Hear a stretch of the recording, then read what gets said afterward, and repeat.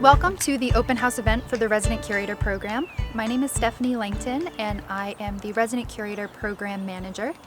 Fairfax County's Resident Curator program was adopted by the Board of Supervisors in 2014 to address the number of publicly owned historic properties that are vacant or underutilized and in need of significant repairs and improvements.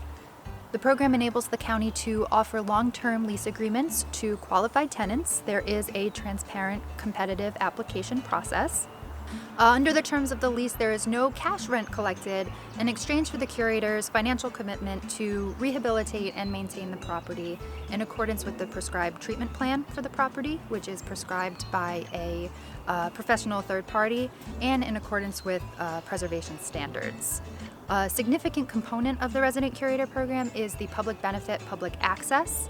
As public resources, these historic properties require reasonable public access. And under the terms of the lease, that typically occurs in the form of an annual open house event, where the public is invited onto the grounds and into the house to view the house and learn about the history of the property and see the work the curator has done so far. We are here today at the Stempson House in Lorton, which is part of Laurel Hill Park. This was once the site of the old Lorton Reformatory or Lorton Prison, which was established by the U.S. government in 1910. The facility was notable for its use of progressive era reforms. For instance, the prisoners provided all of the labor on site in the farms, in the orchards, brick making. It was also notable too for the number of women suffragists who were arrested and detained at the prison.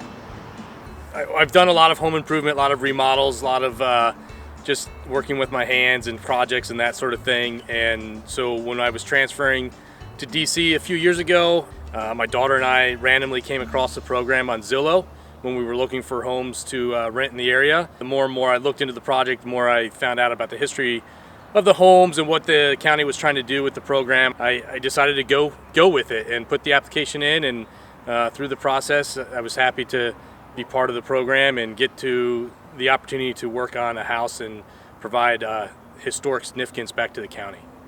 The Stempson House is typical of 1930s construction for a vernacular farmhouse.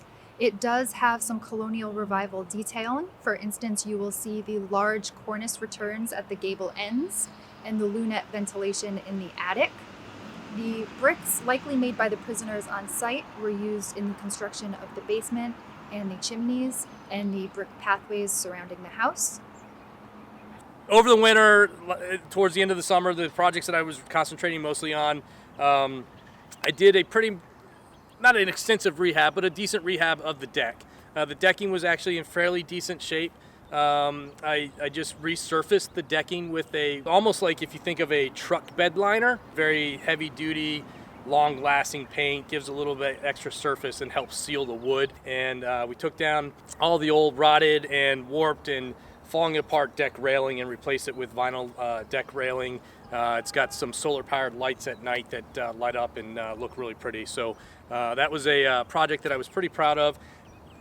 Inside the house, the main project all winter long was the master bathroom. Originally in the house when I moved in, there was a small half bath, a toilet and a sink, and that was about it. So we knocked down a couple walls, knocked a wall out 6 inches, and then incorporated a space that was pretty much not being used. I probably doubled the space of the bathroom that was in the master bath or bedroom to begin with.